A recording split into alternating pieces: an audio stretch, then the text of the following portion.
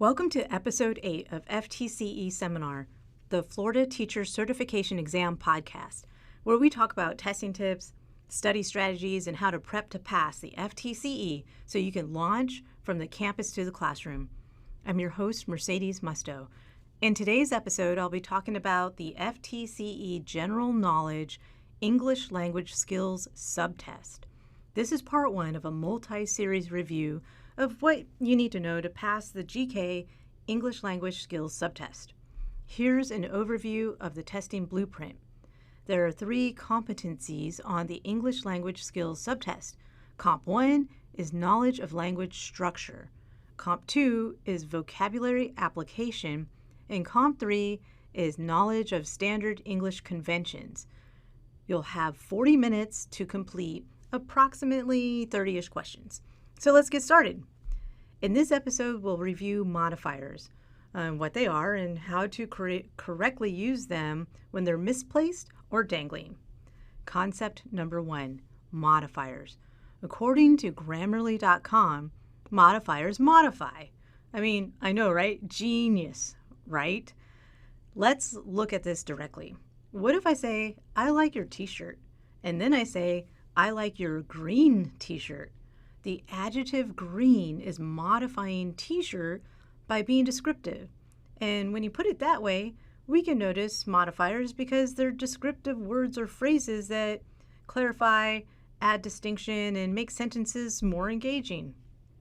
What you'll be tested on is your knowledge in identifying misplaced or dangling modifiers. Both misplaced and dangling modifiers are words or phrases that just need to be rearranged to help the sentence make more sense. Here's an example of a dangling modifier. See if you can hear what's wrong with this sentence. Example 1. After cooking dinner, the dogs went outside to play. Okay. After cooking dinner, comma, the dogs went outside to play. So, okay. So, the dogs cooked dinner, then let themselves out? Not likely. Here's a possible correction. After cooking dinner, comma, she let the dogs outside to play. See, often we can identify a modifying phrase in the beginning of a sentence because it's followed by a comma. Then we can ask ourselves, who or what is this phrase talking about? Here's an example of a misplaced modifier. Visualize the words as I describe the next sentence. Example 2. I saw the dog outside scrolling through my text messages. Sticking with the canine examples here, I saw the dog scrolling through my text messages? So the dog was on your phone? Not likely. Here's a possible correction. Scrolling through my text messages, comma, I saw the dog outside.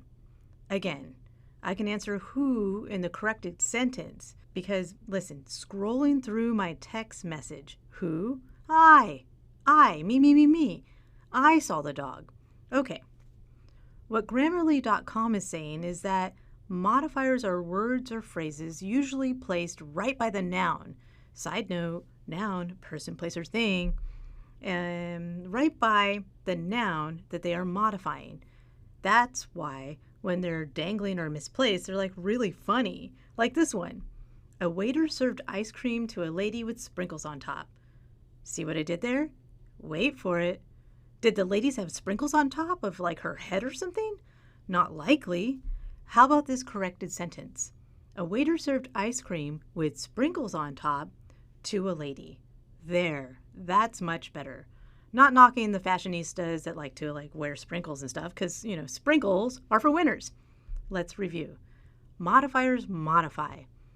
They're kind of like having some really great looking earrings to, fancy up your ears. But then if you wore them on your shoes or in your hair, they would be totally misplaced, right? So when you read each word of the sentence on the GK English Language Skills Subtest, think literally. Think about the exact placement of those words and the descriptive meaning they bring to the sentence. Last example. One morning I drank coffee with my dog in my pajamas.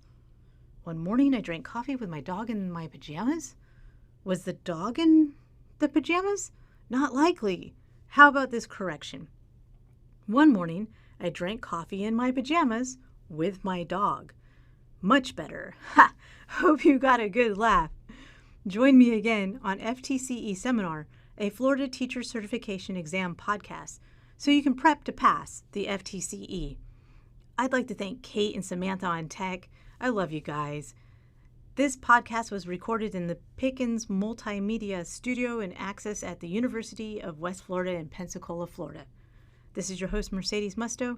For more information or study resources, visit our website at ftceseminar.com so you can prep to pass the FTCE.